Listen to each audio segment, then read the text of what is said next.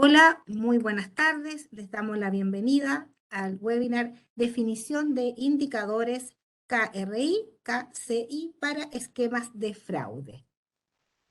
Esta tarde nos acompaña el director académico del Diplomado en Prevención, Detección e Investigación de Fraude, el profesor Miguel Ángel Díaz. Él será la persona que hará la presentación.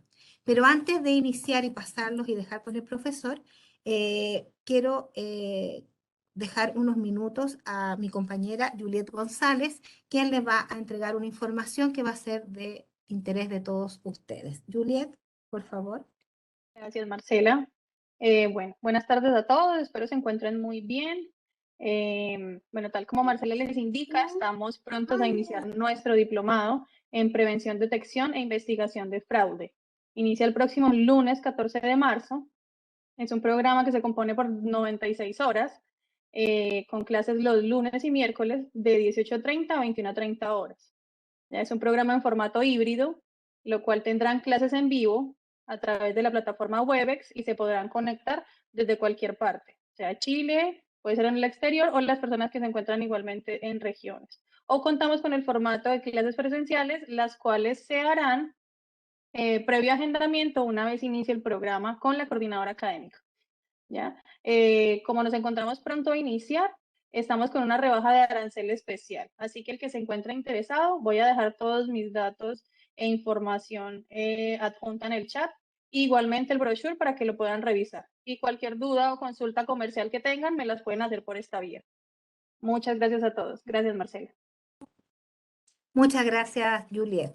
Bueno, ya el profesor les había comentado, todas sus preguntas, las consultas o inquietudes las pueden hacer a través del chat, directamente al profesor o a través del mío. Mi nombre es Marcela López, les puede aparecer como Mar López, organizadora. ¿Ya? Con el profesor también hemos acordado de que mientras él va presentando, podemos ir haciéndole las preguntas para que sea mucho más dinámico esta presentación. Bueno, a quien ustedes están esperando en realidad. Así que, bueno, dejo con ustedes al profesor Miguel Ángel Díaz. Gracias, Marcela. Gracias, Juliet. Bueno, un gusto saludarlos nuevamente. Ahí vi que se conectó Jaime también, saludan Gabriel también, así que bienvenidos y bienvenidos todos a este webinar.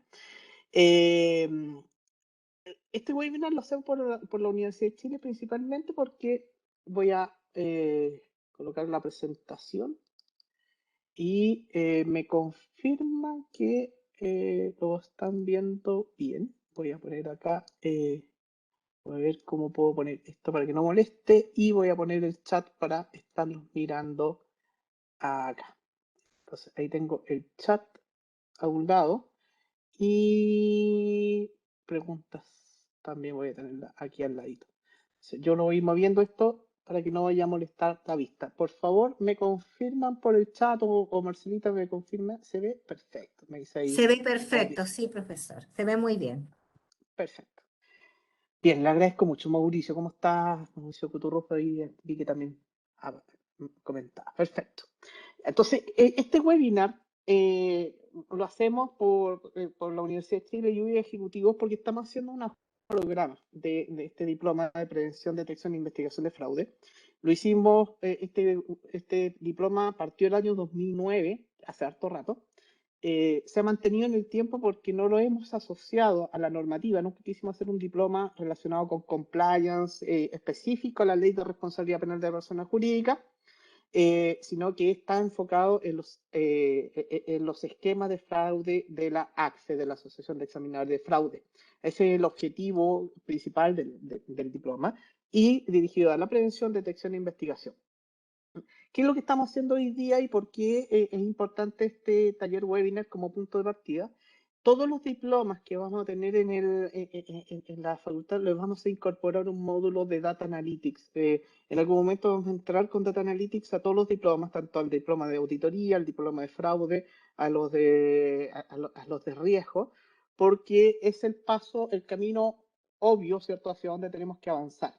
pero hay una serie de problemáticas, una serie de problemas que solucionar en las empresas para poder avanzar a esto. Necesitamos una serie de elementos previos y uno de ellos, y una forma de empezar a avanzar hacia este mundo de la analítica es como gateando, ¿cierto? Pateando de a poco, y estos son los indicadores o el monitoreo continuo, que vamos a hablar de los KRI, los KCI, y los vamos a asociar a esquemas de fraude. Este es el contexto de este taller webinar. Vamos a trabajar en dos secciones dentro del webinar. La primera vamos a hacer un resumen rápido de esquema de fraude, cómo lo tratamos como riesgo, como cualquier otro riesgo, y de ahí lo vamos a derivar hacia los indicadores y vamos a mostrar un ejemplo.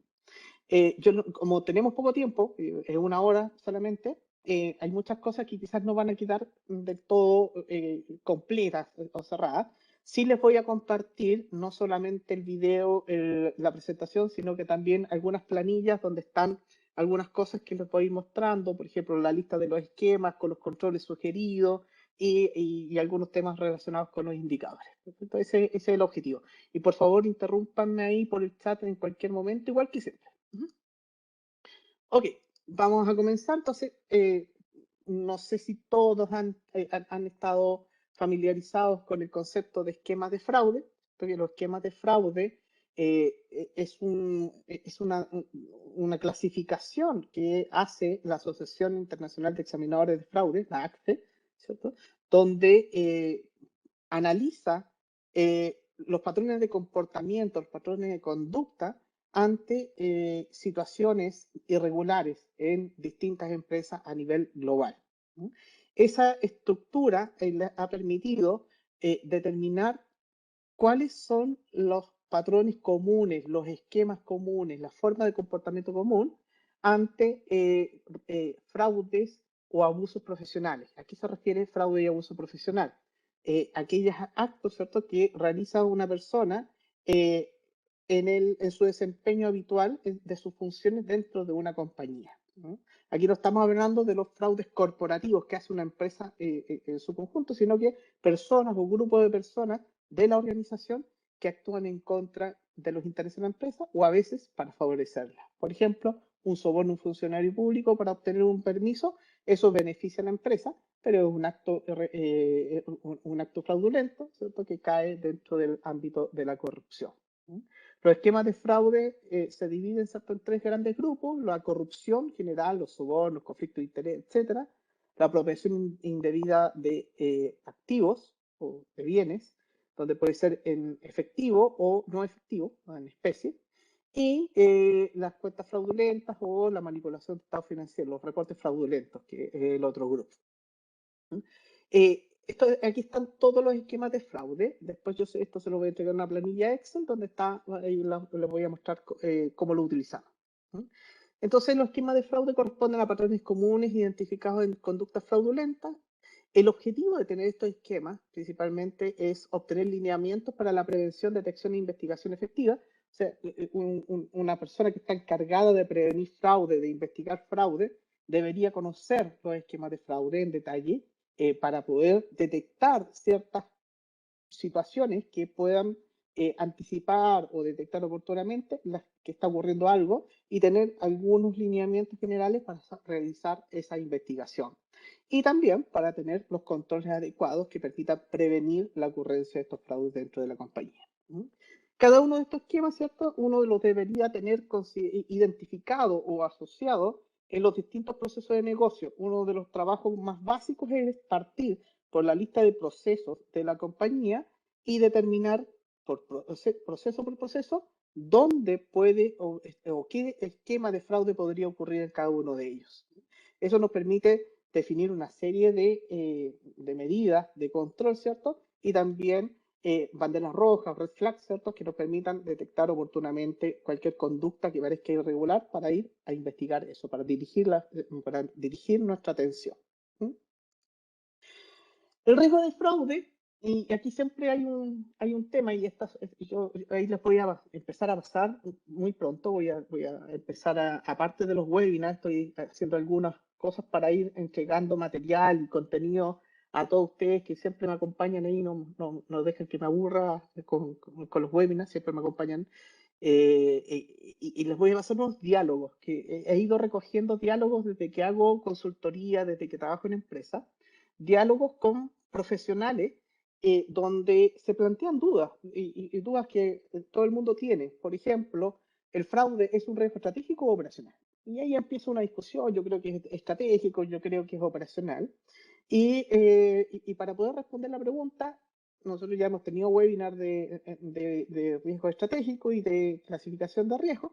Los estratégicos son aquellos que, ¿cierto?, que pueden afectar la estrategia, objetivo estratégico o la sostenibilidad del negocio en el largo plazo. Mientras que los operacionales son los que se gestionan en un proceso de negocio y afectan a recursos individuales. Si miramos las definiciones, me cuadran los dos. Puede ser estratégico para algunas organizaciones y también operacional seguro, porque afecta a recursos financieros, puede afectar la información, puede afectar a las personas, etc. Por lo tanto, la respuesta de si el fraude es estratégico o operacional es ambas. Puede ser estratégico como concepto general. El fraude es un riesgo estratégico. Una empresa que sufre un fraude significativo puede ver afectados sus objetivos estratégicos, la estrategia, la sostenibilidad del negocio. Pero los esquemas de fraude o los fraudes particulares, los puntuales, los que ocurren en los procesos en el día a día, son operacionales. Lo que debemos lograr es una conexión entre ese riesgo estratégico que le llamamos fraude genérico arriba, en el nivel estratégico, con los operacionales del día a día. Entonces es necesario ahí tener claro de que está en los dos lados. ¿Y cómo lo gestionamos, cierto? ¿Cómo lo gestionamos, cómo lo identificamos? Lo primero que tenemos que determinar es si realmente para nuestra organización es estratégico, si el fraude es estratégico. Entonces uno tiene varias alternativas de determinar cuáles son los riesgos estratégicos a través del objetivo, si están claros los objetivos del negocio, ver si es que es un evento potencial interno, ¿cierto?, que pueda afectar mis objetivos, o a través de afectar significativamente un recurso que necesito para alcanzar un objetivo, el fraude se convierte finalmente en ese concepto que afecta mi estrategia, mi objetivo estratégico, mi sostenibilidad. Resumen, ¿va a ser estratégico para mi negocio el fraude como concepto? ¿Se afecta directamente el cumplimiento de un objetivo o afecta significativamente a alguno de los recursos críticos de mi organización? Y a través de la falta o efectos sobre ese recurso específico, yo no alcanzo a cumplir un objetivo estratégico. Entonces es un punto intermedio. Entonces cuando analizamos los riesgos estratégicos, ahí les recomiendo, si tienen dudas de cómo hacer esto, hay un webinar específico de riesgo estratégico. Me pueden escribir a mi correo, pueden contestar acá después para pedirme el webinar anterior. Ahí Juan Carlos ya me pidió hoy día nuevamente, que se me olvidó enviárselo, estoy en deuda con él. Pero hay 25 webinars desarrollados en los últimos 18 meses, entonces hay uno específico donde explico cómo funciona este componente. ¿Qué es lo que hacemos finalmente? Definimos nuestro riesgo estratégico de fraude como algo global, ¿cierto?, un riesgo estratégico mayor que afecta a la organización, y para evaluar qué tan expuesto estoy al riesgo de fraude global, lo hago por la acumulación de riesgos de fraude individual, los esquemas específicos en los distintos procesos. Duplicación de pago a proveedores, pago por servicios no prestados, pago de soborno a funcionario público, soborno a través de asesoría, registro de ingresos ficticios, etc. Todos los riesgos de fraude en los distintos procesos van a tener su evaluación de riesgo. Riesgo inherente, menos el efecto de control, riesgo residual. Ese riesgo residual es el nivel de exposición actual. La acumulación de mi nivel de riesgo de exposición actual, que aquí dice riesgo residual por diseño, ¿cierto? Este es el que me explica el nivel de exposición individual de cada uno de los riesgos, y la acumulación de estos, siempre dándole más importancia al más alto, me explica el riesgo estratégico arriba. O sea, el riesgo de fraude estratégico está explicado por la acumulación de todos los riesgos operacionales en los distintos procesos. Para esto es muy importante que cada vez que definamos un riesgo, le asignemos correctamente su clasificación, su calificación como tipo de riesgo o como esquema de fraude o esquema de fraude.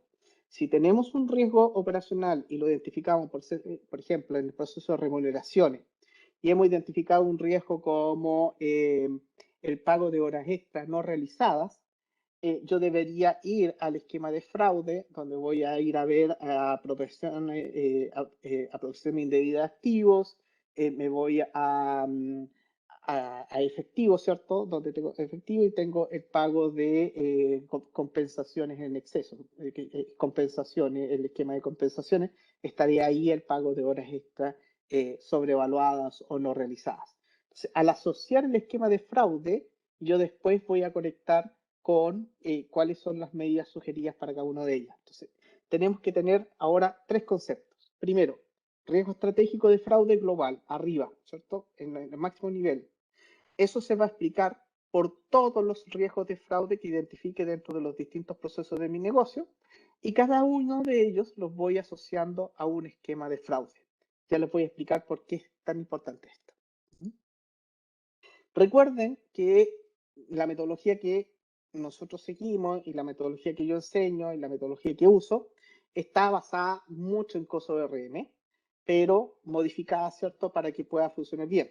De nuevo, si quieren tener referencia de esto, webinar de gestión de riesgo operacional, y ahí está explicado cómo aplicamos esta metodología. De nuevo, pueden pedírmelo en el momento que quieran, me mandan un correo, lo que quieran, y ahí yo se los hago llegar. Y eso lo que implica es que partimos, ¿cierto?, por un ambiente interno, vamos a ver los recursos críticos, yo cambio los objetivos por recursos críticos, más fácil de entender, identifico el riesgo, evalúo el riesgo y me voy a la respuesta al riesgo que tengo que dar. Entonces, aquí en esta identificación de eventos, dentro de todos los eventos que puede afectar a la organización, vamos a...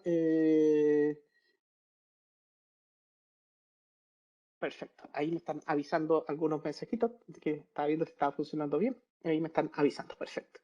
Entonces, el ambiente interno, y cuando identificamos eventos, dentro de los eventos que afectan a recursos o están en los procesos, están los esquemas de fraude.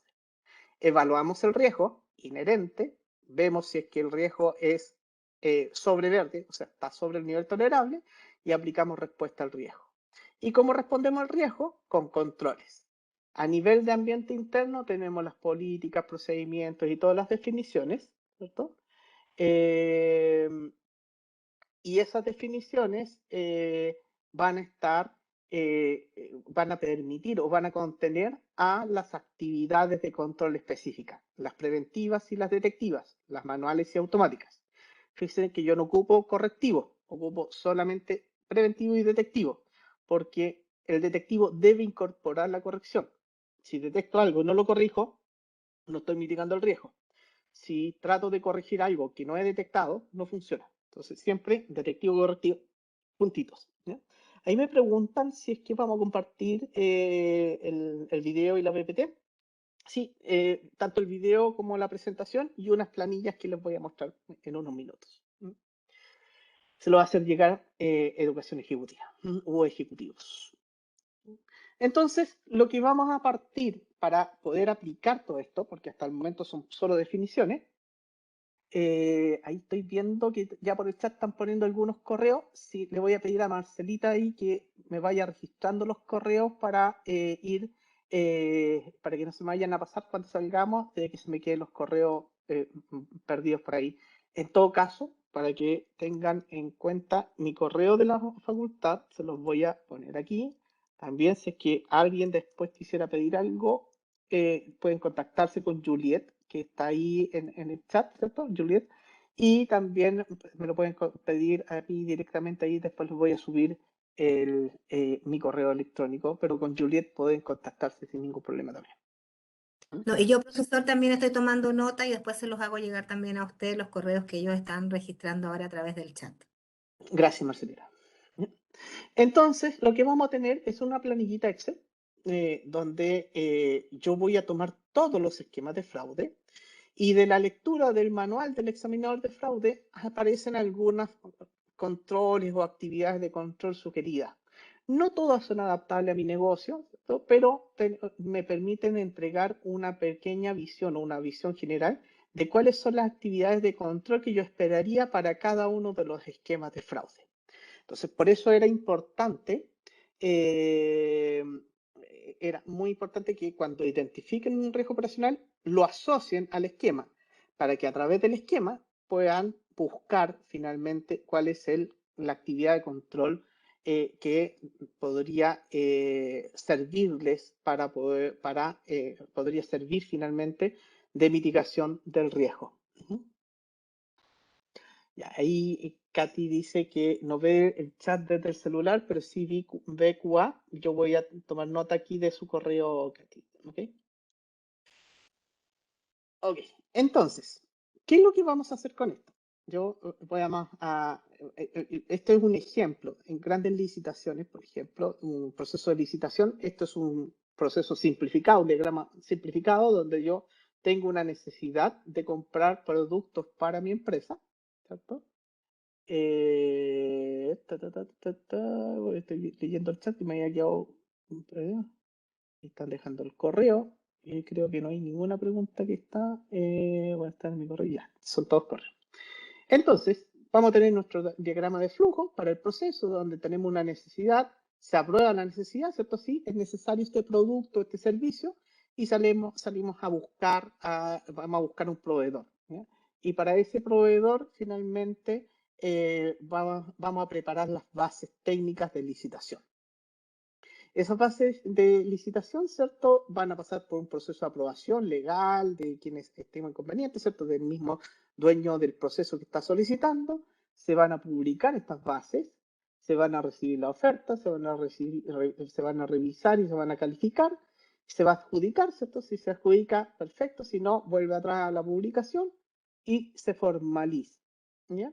Y finalmente, la gestión de contratos, ¿ya? ¿Esto qué nos lleva a que en este proceso hay puntos de riesgo claros? Entonces, yo tengo puntos de riesgo en la preparación de las bases. Puedo tener unas bases que están dirigidas hacia un proveedor específico. Volver atrás. Tengo en la publicación, puedo publicar algo distinto a lo que se aprobó.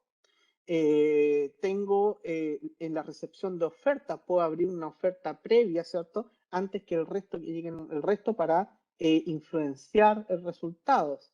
Tengo en la revisión y calificación, puedo no considerar los antecedentes y manipular los datos, ¿cierto? Y también puedo tener el riesgo en la adjudicación, que no adjudique al que corresponde, y en la formalizar algo distinto a lo que está en las bases o lo que se cotizó por el proveedor. Entonces, tengo varios riesgos, ¿sí? Entonces, aquí me hacen una pregunta. Camila, voy a parar un minuto para leer la pregunta. Dice, ¿qué opina de los controles propuestos por NIST, que suelen aplicar más al enfoque de activos 27.000 que activos y se trataría de aplicar en el contexto de cosas reales? Sí, el NIST apunta mucho más a la seguridad de la información, ¿cierto? A la protección de activos de información. Aquí lo que estamos viendo son actividades de control específicas para los esquemas de fraude de la Asociación de Examinadores de Fraude.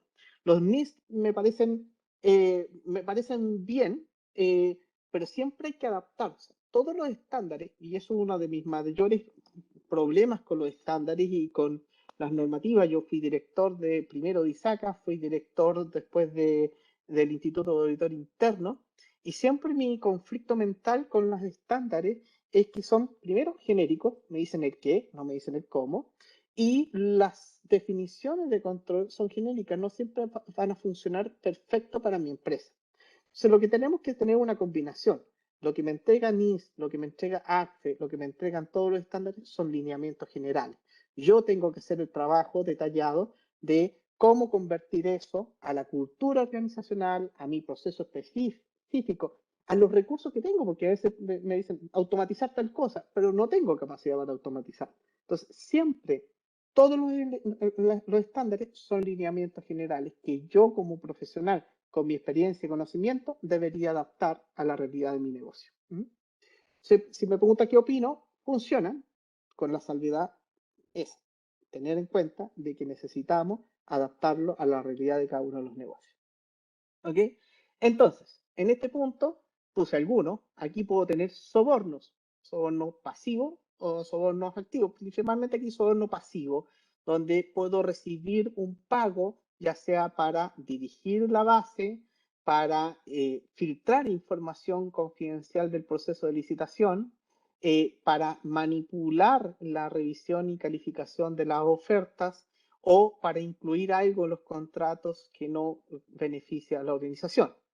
Puedo tener conflicto de interés. Los revisores, los que adjudican, podrían finalmente,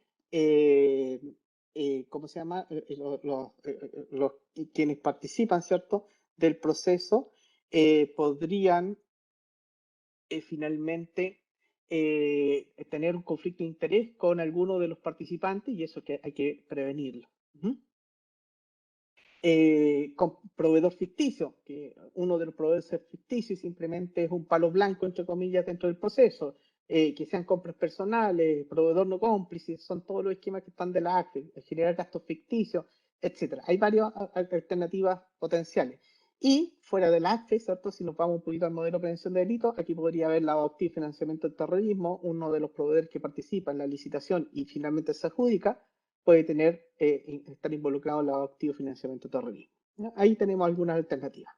Entonces, ¿qué es lo que hacemos con esto? Nosotros después nos vamos a las actividades de control que deberíamos tener para mitigar estos riesgos. Y aquí son actividades de control, acciones. Aquí nos sirve política de fraude. Eso no es un control. O no es una actividad de control. Es un control, pero es un control directivo. Dirige la conducta.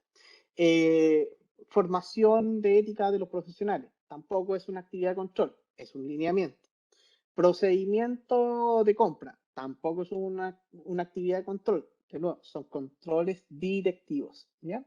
Entonces, es importante que estos son acciones, son actividades que tienen un responsable, que tienen una periodicidad y se tienen que ejecutar. Y aquí están las declaraciones de conflicto de interés para el funcionario y para el proveedor. El registro de reuniones con terceros. Deberíamos tener un registro de con qué participantes o qué proveedores se reunieron las personas que están tomando decisiones en la licitación. Puede ser que tengan reuniones formales con todos los participantes, pero debería existir un registro de ello. La segregación de funciones en el proceso de definición de base, análisis y adjudicación. Deberíamos tener segregadas funciones, o sea, que participe más de una persona y idealmente que tengan oposición de intereses. Niveles de autorización, ¿qué vamos a autorizar? ¿Qué desviaciones vamos a autorizar? ¿Quiénes son los que se van a involucrar? Revisar, ahí está mal dicho, no es compliance previo de proveedor, sino que es un due diligence de proveedores previo a adjudicar. Eso quiere decir que tenemos que revisar antecedentes de quienes participan en los procesos de licitación antes de adjudicar para no estar contratando a alguien que está en alguna lista negra o que ha sido mal evaluado por los responsables de la empresa. La revisión de legalidad, revisar que las bases y el contrato estén adecuadamente por el área de fiscalía, por el área legal, ¿cierto? La identificación del beneficiario final es fundamental, saber quién es la persona natural de la cual cuelga, ¿cierto?, la posible cascada de propietarios de los proveedores. Esto principalmente porque podemos estar adjudicando a varios proveedores, empresas, pero todos dependen de una misma persona. Revisión independiente de bases y ofertas, o sea, que alguien distinto a quien las prepara, las revisa y las verifica, que existe un presupuesto previo de las definiciones de necesidades para saber si que lo que estamos licitando es realmente necesario. La autorización especial de regularizaciones y compras ingresadas directamente a contabilidad. O sea, todo esto, generalmente esto es cuando pasan los procesos normales de la empresa, que pasan por los procesos de autorización, orden de compra, licitaciones, pero tenemos que tener un ojo puesto, ¿cierto?, en las facturas que ingresan directamente a el área contable y se saltan todos los procedimientos previos. Podríamos tener comprando a un proveedor por licitación y además pagándole otras cosas directamente por factura. Y la verificación de recepción de bienes cuando vamos a pagar, que eso ya es de otro proceso, pero también me sirve para detectar si es que este proveedor no ha cobrado algo indebido. Estas actividades de control son las que nosotros tenemos que monitorear y algunas de estas podríamos convertir después en KCI, en un indicador de control. Y hay otros que también me van a servir como KCI o como KRI, que son actividades que normalmente realiza alguien en compliance o para ver el cumplimiento normativo interno, que puede ser el auditor también, o el mismo gestor de riesgo o el prevencionista de fraude, donde vemos, por ejemplo, la revisión de cambios de fecha del proceso de licitación. ¿Cuántas veces se cambió las fechas? ¿Cuál es la justificación? ¿Se cambiaron realmente las fechas? ¿Quién lo solicitó? ¿Por qué se hizo? Etcétera. Verificar proveedores con datos especiales, ver proveedores adjudicados, ¿cierto? Que tienen baja numeración de factura y correlativa, ¿cierto? La 1, 2, 3, 4, 5. Es un proveedor nuevo, se creó justo para esta licitación, no le vendió a nadie más, depende de nosotros. Importante tener ese análisis. Análisis de desviación en precio. Oye, ¿por qué este está tan bajo respecto a todo el resto? ¿Entendió la propuesta? O puede ser lavado de activos. Revisión de reclamos de participantes. Después del proceso de licitación, ¿hubo reclamos de los que no fueron adjudicados? Ahí hay una fuente inagotable de información. Siempre hay que escuchar. Conciliación de due diligence con alta de proveedores. ¿Realmente la persona que se adjudicó pasó por el due diligence? Lo verificamos. Verificación de calificación de proveedores. Vemos si es que las evaluaciones previas que ha tenido los proveedores que están en el proceso han tenido buenas calificaciones, malas calificaciones. ¿Por qué adjudicamos a alguien que tenía malas calificaciones previas? Identificar proveedores con un mismo beneficiario final. Como registramos el beneficiario final, sería interesante ver si es que estamos adjudicando a proveedores, distintas razones sociales, distintas personas jurídicas, pero todos dependen de la persona natural. Entonces, aquí, de un proceso simple, ¿cierto?, de licitaciones, me aparecen varios riesgos, hay muchos más, estos son solo ejemplos, y varias actividades de control y varios análisis de datos que deberíamos estar haciendo. De esto, del riesgo, me deberían aparecer los KRI, indicador de materialización del riesgo, y KCI, indicadores de si el control está funcionando correctamente. Entonces, aquí tengo los KCI y aquí tengo los KRI. Eso es lo que vamos a buscar.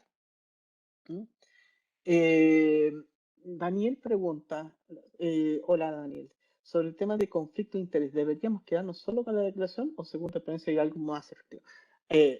O sea, si solamente nos quedamos con la declaración, no estamos ejecutando control. La declaración de conflicto de interés tiene varias fases.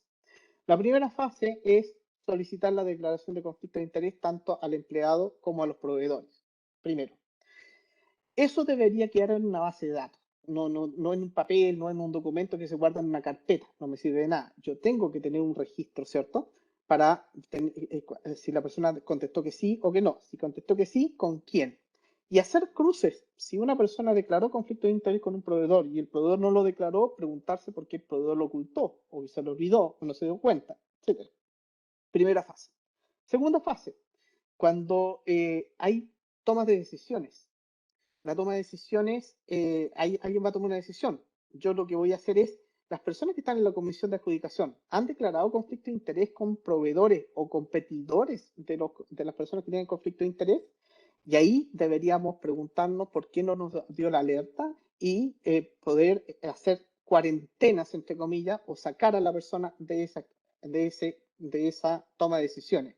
El conflicto de interés se gestiona cuando nosotros actuamos y verificamos que esa declaración tiene un efecto en el proceso de toma de decisiones. Si solamente queda registrado, no tiene sentido. Y algo muy importante, la declaración de conflicto de interés no es solamente cuando ingresa el trabajador, sino que debería hacerse anualmente y obligatoria para todos. Tenga o no tenga conflicto, me tiene que declarar que no tiene conflicto de interés, no solamente cuando lo tenga. Esos son los elementos como generales que ahí podríamos profundizar más en algún momento en otro webinar sobre conflicto de interés solamente. Espero contestar, Daniel. Guillermo pregunta, ¿cómo evitamos una eventual acusación de discriminación por un proveedor de reciente formación legal? Ya, aquí lo que estamos diciendo es un análisis posterior, ¿cierto? Este es un análisis de datos posterior.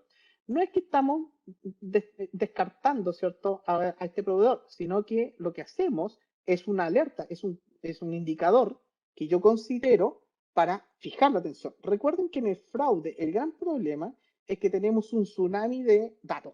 tenemos muchas transacciones, muchas operaciones todos los días, y esas transacciones todos los días, yo si trato de mirarlas todas, no voy a hacer nada. Entonces, nuestro foco es, como rayo láser, ¿cierto?, apuntar la mirada a algo.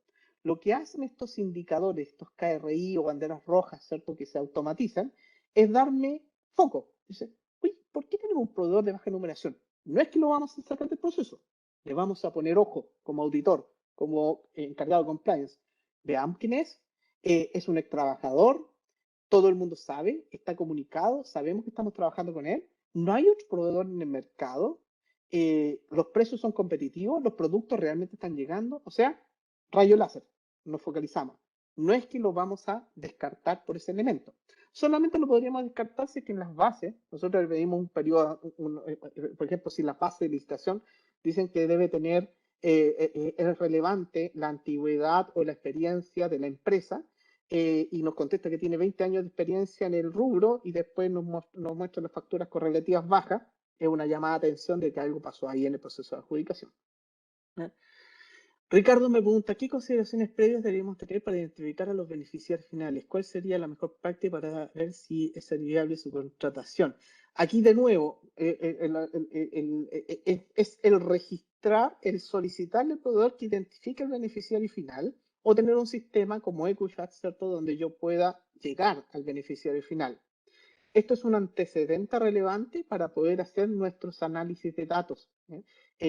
Lo peor que nos puede pasar, y lo que nos pasa muchas veces, clientes nos llaman, nos dicen, oye, queremos implementar KRI, KCI, entonces diseñamos los KRI y no tenemos datos. O sea, lo peor, lo que tenemos que siempre tener en cuenta es que necesitamos datos para hacer data analytics, para poder hacer KRI, KCI, necesitamos datos confiables, estructurados y consistentes. Si no tenemos eso, no podemos hacer nada de esto.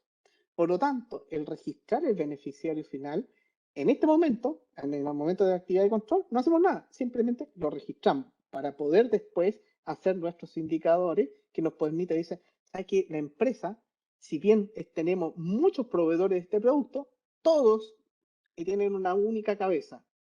Y estamos cometiendo, y estamos engañando, entre comillas, de que tenemos muchos proveedores y realmente le estamos contratando a uno solo. Y ahí de nuevo, rayo láser, vamos a averiguar por qué. ¿Es razonable, no es razonable, es el único del mercado, etcétera? Todas las consideraciones, pero esto nos da el rayo láser, el foco de atención de dónde tenemos que apuntar. ¿Ok? Javier me dice, ¿cómo podemos identificar si hay un proveedor con privilegios? Todo lo que estamos diciendo son esos elementos. Repetición del mismo proveedor, el mismo beneficiario final, tiene evaluaciones negativas y lo seguimos contratando. Las bases de datos están dirigidas. Siempre pierden. Mirar los reclamos de los que participan en las licitaciones. Todo eso son focos para poder ir identificando. Aquí no es no es una sola actividad de control, un solo indicador. El conjunto de indicadores son los que me permiten formarme una opinión global. Uno por sí solo no es relevante. Dos, quizás no. Pero ya cuando tengo 3 o 4 alertas, ahí algo está pasando y nos concentramos definitivamente a analizar con más detalle. Profesor, ¿Sí?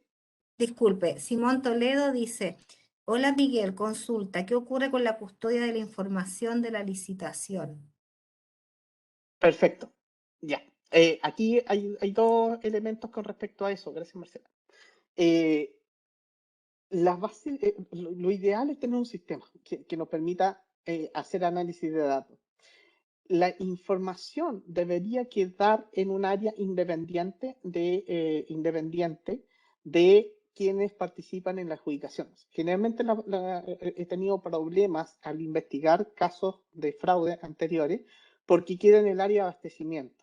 Si abastecimiento estuvo involucrada en una irregularidad, lo más probable es que algunos datos no estén resguardados correctamente.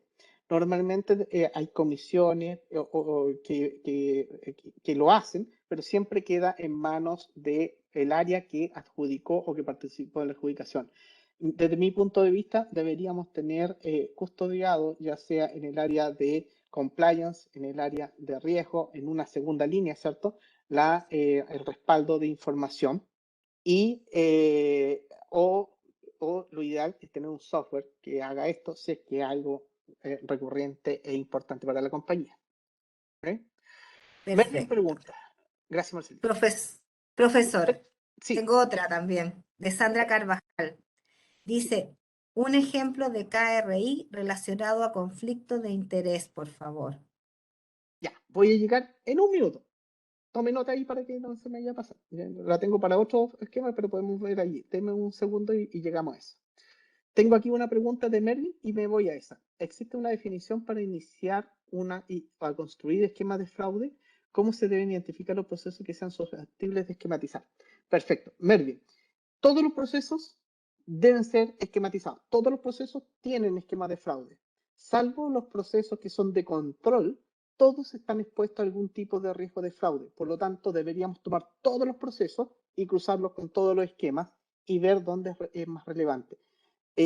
Voy a mostrarle una planillita que yo uso para eso. Un minuto medio. Marcelita, ¿alguna otra pregunta o sigo? Tengo otra, Dígame. de Antonio.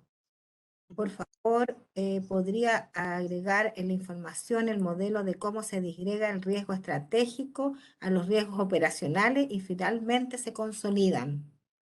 Perfecto.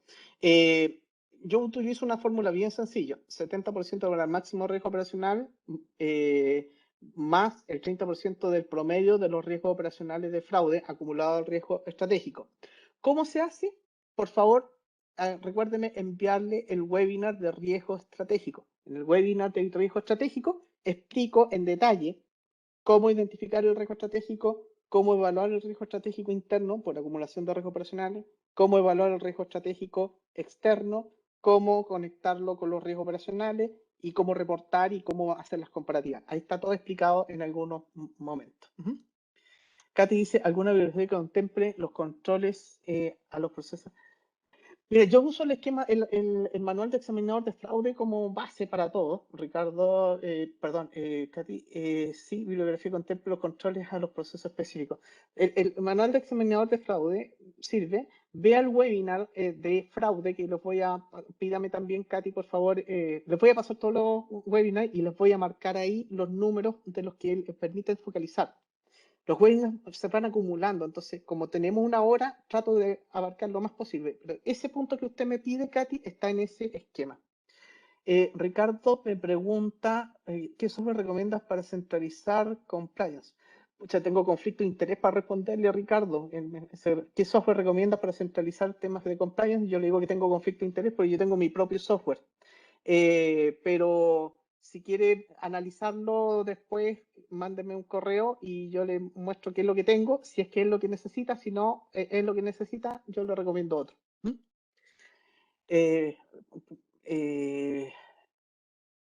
Después, Patricio, ¿habéis que puedan enviarme? Sí, absolutamente se va a enviar. ¿Cómo o por qué esquema se podría controlar un órgano? ¿Cómo o por qué esquema se podría controlar al órgano contralor?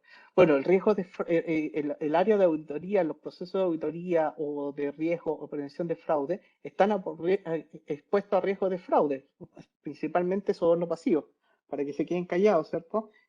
Por lo tanto, se hace exactamente igual y debería ser una auditoría externa separada la que verifica si es que estamos aplicando los controles que corresponden. Profesor, tengo Ya, otra. dígame. Teófilo Espinosa, él ¿Sí? dice, hola, ¿qué sucede con la nueva tecnología y la protección de datos y su utilización en fraudes? Perfecto. Depende de la normativa. Supongo que está en Chile, Teófilo. Nosotros tenemos que dejar explícito cuál es el uso que se les va a dar a los datos. Yo lo que no puedo hacer un mal uso de los datos que tengo de la empresa. Todo lo que nosotros utilizamos para hacer estos esquemas de fraude, normalmente los los dejamos anónimos, más fácil, para que sean metadatos, entre comillas, que sean acciones que se ejecutan más que qué hizo una persona. Nada de lectura de correo, nada de lectura de discos duros personales, nada de usar la información personal ni de los proveedores, ni de los clientes, ni de los empleados. Son lo que buscamos en el diseño de los KRI, los KCI, son patrones de conducta, acciones que siguen ciertos lineamientos.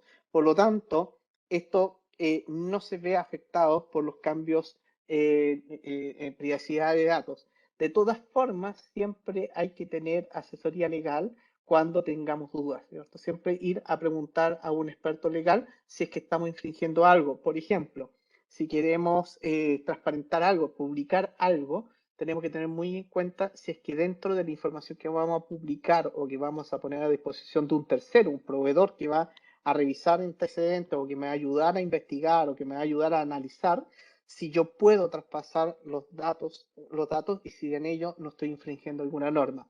La consideración legal siempre la recomiendo cuando vamos a hacer publicación o traspaso de datos, dada los temas de la ley. No puedo ver el chat, por favor, considerar el envío. Ya, ahí me está diciendo ahí otro correcto. Perfecto. Ya, vámonos un poquito aquí a diseño de KRI, KCI, ya que lo llamamos monitoreo continuo. ¿Qué es lo que estamos buscando? Y aquí es donde entra el beneficio de esto. ¿Por qué lo necesitamos hacer y qué es lo que necesitamos para eso? Primero, he visto montones de empresas que para hacer un análisis de datos, un análisis simplemente, una revisión puntual de cualquier KRI, KCI, tenemos que ir a las bases de datos, ya sea que tengamos ACL, IDEA, Arbutus, o lo hagamos con SQL o con Python, con lo que sea. Necesitamos recolectar información. Tenemos que ir a buscar información.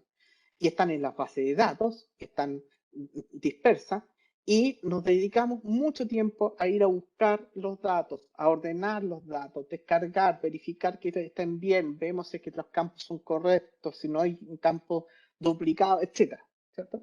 Y ese tiempo es muy alto. Muchas veces el trabajar este tema de obtener los datos relevantes para hacer el análisis representa casi el 70% del tiempo de una investigación o de un proceso de revisión, ya sea en auditoría, en cualquier fase. Por lo tanto, el diseñar KRI y KCI que se programen, que estén estructurados, ¿cierto? Que yo los pueda ir aplicando de forma consistente en el tiempo, que los pueda replicar, reduce muchísimo el tiempo, porque lo hago solamente una vez, lo estandarizo y lo ejecuto. ¿sí? Y le dedicamos ahora, en vez de dedicarle 70% del tiempo a recolectar y ordenar la información, y solamente un 30% a analizar, concluir y comunicar, damos vuelta a eso y generalmente esto, el ordenar y obtener la información se reduce al 10% y ahora tenemos el 90% del tiempo al análisis, comunicación y toma de decisiones o toma de acción. ¿ya? Eso es lo que buscamos con este proceso de monitoreo continuo. Lo que buscamos no es simplemente hacer una prueba de auditoría puntual, sino que deberíamos enfocarnos en cómo automatizar el proceso y que esa automatización me entregue información relevante. Por eso es importante identificar todos los riesgos y los controles en los procesos. O sea, este paso es fundamental. Yo no puedo pensar en monitoreo continuo y en auditoría continua si todavía no he levantado todos los riesgos y todos los controles de todos los procesos de la compañía. Error garrafal en el proceso de gestión de riesgo y de fraude es decir, me voy a enfocar en los procesos críticos y me olvido de los otros. O sea, ¿por qué primero decimos que esto es más crítico que esto otro si ni siquiera hemos evaluado el riesgo? O sea, yo no puedo suponer que un proceso es más crítico que otro si no he hecho el análisis de riesgo. ¿eh? Entonces, primero, identificar todos los controles y los riesgos en los procesos. Segundo, identificar riesgos y controles que pueden ser monitoreados de forma continua. No todos los controles, no todos los riesgos pueden ser evaluados. Necesitamos que exista sistema, necesitamos base de datos, necesitamos que la base de datos sea consistente, que sea íntegra.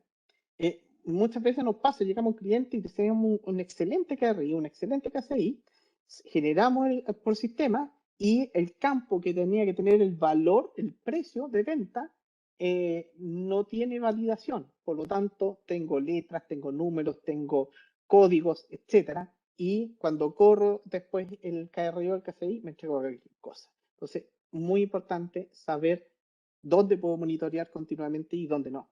¿Mm? Y finalmente, ver dónde puedo ser más efectivo desde el punto de vista del diseño de indicadores. No solamente dónde puedo, sino que ahora dónde puedo, dónde es más valioso, dónde realmente estoy mitigando los riesgos más altos.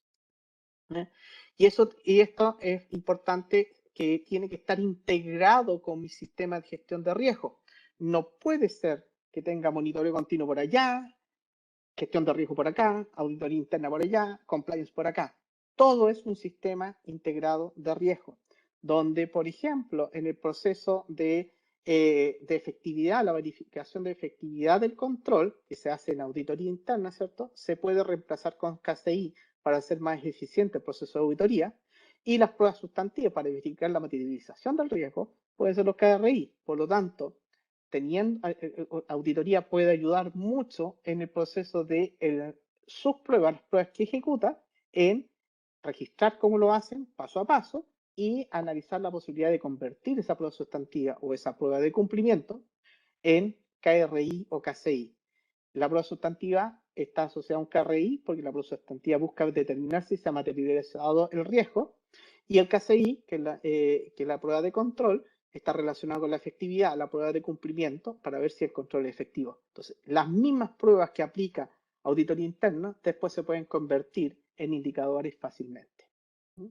¿Qué es lo que necesitamos en el proceso? Primero, tener muy claro cómo es qué hace el proceso. O sea, si no tengo claro el proceso, si no lo conozco el proceso, no puedo hacer nada hacia adelante, porque no voy a saber bien los riesgos, no voy a conocer los controles, no voy a conocer las reglas de negocio, etc. Fundamental. Mapa de procesos completo, el proceso donde me voy a concentrar primero como piloto, entenderlo muy bien, diagramarlo, estructurarlo, etc. Segundo, el proceso ya tiene riesgos, no tiene riesgos, si tiene los riesgos, identificarlos, clasificarlos, ver los esquemas de fraude, ver si está apoyado por sistema, no está apoyado por sistema, etc. Después, los controles. ¿Cuáles son los que requiero para mitigar el riesgo? Y de esos, ¿cuáles están visibles o existen? ¿Sí? La evaluación finalmente residual. Evalué el riesgo inherente, le apliqué los controles, llegué al residual. ¿A cuáles me debería concentrar principalmente? Me debería concentrar en aquellos riesgos donde el efecto de control es significativo. O sea, tengo un riesgo inherente alto y un residual bajo. Si tengo esa situación, inherente alto, residual bajo, me debería concentrar en KCI, porque los controles son críticos.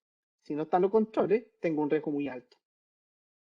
Si mi riesgo al revés, mi riesgo residual es alto, porque tengo malos controles, me debería concentrar en KRI, porque la materialización de riesgo es más probable y debería tener algún indicador que me permita detectar oportunamente ese riesgo. Entonces, depende de la situación de mi proceso, es donde voy a poner mayor atención en el desarrollo de indicadores. ¿Mm? Simón, que le vaya bien, le compartimos el resto. Sé que me atrasé y me alargué un poquito, pero ya voy a terminar. Desarrollo de regla de negocio, conociendo todo esto, armar la regla de negocio, determinar qué es lo que debemos estructurar. Una regla de negocio es: yo no debería vender a más de un 15% del precio de lista, o más bajo del precio de lista. Entonces pongo un indicador que me manda una alerta cuando vendo más bajo del precio de lista. Un ejemplo básico. Y una vez que tengo clara la regla de negocio, me voy a la fuente de datos. Tengo los datos necesarios, de dónde los voy a sacar, dónde los voy a almacenar, dónde están, cómo me voy a conectar, tengo que hablar con TI para que me dé acceso, etc. Y una vez que tengo la fuente de datos y la regla de negocio, diseño el indicador, que es cómo lo voy a entregar. Y aquí, en resumen, cuando ya llegué a esa etapa, definí el objetivo del indicador, definí el tipo de indicador, si es una tendencia, cómo se mueve en el tiempo, una alerta, que me manda una alerta cuando algo ocurre, cuando hay rangos tolerables y que me manda una alerta cuando está fuera de rango, o un comparativo, cómo estoy con periodos anteriores. Son los 4 que más comúnmente se ocupan. El desarrollo técnico, ¿cierto? Como lo que hablábamos anteriormente, dónde están y dónde alojo los datos, la generación del algoritmo, sobre qué lo voy a hacer, es importante. Aplicar datos de prueba para verificar que esto está funcionando. Hacer la primera depuración, hacer una prueba real, una segunda depuración, tercera, cuarta, quinta, todas las que sean necesarias. Aquí se gasta mucho tiempo en la depuración. Y finalmente, el diseño de panel de control para que realmente pueda utilizarlo, porque si es una lista gigante no me sirve de nada, tiene que ser visual, fácil de entender, con alertas, con tendencias, etc. Y que tengamos claro qué vamos a hacer en las acciones, qué acciones vamos a tomar en los distintos escenarios. ¿Estoy fuera de rango? ¿A quién hay que avisarle? ¿Qué es lo que hay que hacer? Etcétera. Esta es la secuencia lógica que uno debería seguir. Y hay ejemplos de paneles de control que hemos diseñado. ¿Okay? Aquí varios elementos donde vamos definiendo algunas cosas que se las voy a dejar para después, ¿cierto? Algunos temas que van en la presentación, definiciones, ¿cierto? Quiénes son los que deban generar los niveles, etcétera. Y algo muy importante, adiós a los que se tienen que retirar, les va a llegar el video completo para que puedan revisar si que algo quedó y les interesa revisar. El cálculo ideal, esto es para determinar si es que lo que estoy haciendo es bueno o no, o estoy cumpliendo con los niveles. Yo mido la calidad o la eficiencia de mi proceso de monitoreo continuo, KRI, KCI, por el nivel de impacto que tienen los KRI en mi negocio y por el porcentaje de cobertura. Yo debería saber si estoy ¿Qué porcentaje de los controles y de los riesgos tengo cubiertos con indicadores? Ya sea horizontalmente, determinar a qué riesgos y qué nivel de riesgos representan los KRI que tengo diseñados. O sea, yo evalúo la eficiencia o la efectividad de mi monitoreo continuo en base al nivel de impacto y al nivel de cobertura que tiene. Y para eso necesito información. Noela, ¿cómo está Noela? ¿Qué área? A ver, ahí depende mucho de cómo esté estructurada la organización, pero debería ser una segunda línea de defensa la que debería desarrollarlo, siempre en contacto con la primera línea. La tercera línea lo hace cuando no existe o cuando lo necesita para procesos de auditoría interna. Aquí hay el nivel de impacto, aquí tenemos las características, ahí pueden leer después qué significa alerta, proactivo, predictivo, información para el proceso. Los tres grupos más importantes o los que deberías darle foco cuando yo clasifique todos mis potenciales indicadores a desarrollar, yo debería darles más importancia al que me genera alertas estratégicas y alertas operacionales y que sean análisis proactivos de datos sobre decisiones estratégicas. Estos son los tres primeros. Después le doy prioridad a los naranjas, después al amarillo y por último al verde. Incluso los que son verdes debería traspasarlo a la primera línea. Esto lo tengo explicado en los textos y si tienen dudas me pueden preguntar en cualquier momento. Ejemplo, veamos un ejemplo rápido de esto, de lo que se hacen. Esto es lo que llamamos tres, ¿cierto? De los indicadores, análisis de datos. Aquí tomé por ejemplo el soborno pasivo, ¿ya? En el proceso de licitación. Y aquí como genérico, muy genérico, pero actividad de control que podrían servir para reducir el soborno pasivo en el proceso de licitación es mantener un registro de reuniones con proveedores durante la negociación. ¿Con quién me reuní? Ahí, se me fue. Ahí. Otro control, análisis, solicitudes, pedidos y orden de compra con presupuesto aprobado. Ver que estén dentro de los límites del presupuesto. Segregación en función entre la definición técnica de compra, definición económica y cotizaciones, que sean personas distintas las que evalúan los distintos elementos.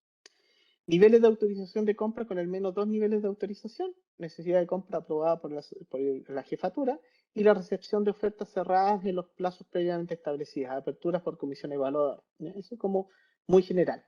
Pero aquí me parece como KRI relevante es tener un tipo de alerta cuando sea adjudicado el precio mayor al promedio. O sea, si yo tomo el promedio de las adjudicaciones, de las ofertas y el adjudicado fue el precio mayor, debe de ser una alerta que me dirige la conducta, ¿cierto? Que puede ser una materialización de un riesgo. La adjudicación a un proveedor que tiene una baja evaluación técnica, o sea, que la evaluación técnica fue baja, ¿por qué lo estamos adjudicando? Tendría que haber una muy buena explicación para eso. Una baja evaluación previa por otro servicio prestado, si tenía una evaluación mala el proveedor y fue adjudicado igual, y bajo número de invitados a la licitación, o sea, si es que fue una licitación por invitación y solamente se invitaron a 2 o 3, existiendo más en el mercado, podría también ser una alerta a considerar en KRI. Y esto, si tengo un sistema, yo podría automatizar estos KRI. Desde el punto de vista de los KCI, las actividades de control, yo puedo tener un registro, o donde pudiera llevar un registro de la cantidad de proveedores que postularon versus los proveedores que tuvieron reuniones durante la negociación. O sea, si tengo un registro adecuado de reuniones con proveedores, yo podría comparar con quiénes tuvieron reuniones y cuántos postularon. Si realmente este debería ser 100%, uno sobre el otro, ¿cierto? Debería tener reuniones con todos, no con uno individual. Análisis sorteo con presupuesto, porcentaje de desviación entre el costo presupuestado con la solicitud pedida y orden creada. Este no lo puedo, la segregación de funciones generalmente no lo puedo poner un indicador. Aquí podría tener otro, consistencia entre montos de la orden de compra o pedidos con niveles de aprobación. Ver si es que estamos dentro de los niveles de aprobación. Y verificación de fecha de oferta con fecha registrada en las bases de licitación. O sea, ver si es que se cumplieron las fechas del proceso. En el caso de, si estamos pensando que hay una compra a proveedor ficticio, yo podría tener un control que sea validación de consistencia entre documentos de compra, SOLP igual a la orden de compra, igual a la factura y el pago nominativo a quien se le pagó. O sea, si quisiera tener este control, yo podría diseñar un KCI rápido, ¿cierto? Donde me genera una alerta en caso de detectar un destinatario de documento o pago inconsistente con la orden de compra y factura. Entonces, que el sistema haga esto y que me mande una alerta cuando le esté pagando a alguien distinto a los que quedaron en todos los documentos anteriores. Y para los red flags, los KRI que me permiten dirigir la conducta, yo podría tener en el sistema algo que genere una revisión de cambio en fecha durante el proceso de licitación, o sea que el sistema me mande una alerta si es que hay un cambio en la fecha para poder analizar por qué se cambió. La verificación de proveedores con datos especiales, baja numeración de facturas, el que habíamos conversado. La verificación de proveedores con datos especiales, numeración de facturas correlativos, que es otro indicador potencial. Adjudicación a un mismo proveedor en el tiempo, a pesar de tener deficientes calificación de proveedores. O sea, adjudicar siempre al mismo proveedor, a pesar de que tenga malas evaluaciones del área el área contratante. Identificación de proveedores con mismo beneficiario final adjudicado periódicamente. Y aquí podríamos agregar otro, por ejemplo, para la subdivisión de contratos, para no llegar a los niveles de autorización, ver proveedores que en un mismo periodo de tiempo ofrecen un mismo servicio, un mismo producto, y que está dividido en 2 licitaciones, en 2 cotizaciones, en 2 contratos en un mismo periodo. Eso también se puede estructurar y diseñar desde la forma de KCI y KRI. Sé que es poco el tiempo, traté de abarcar lo más posible.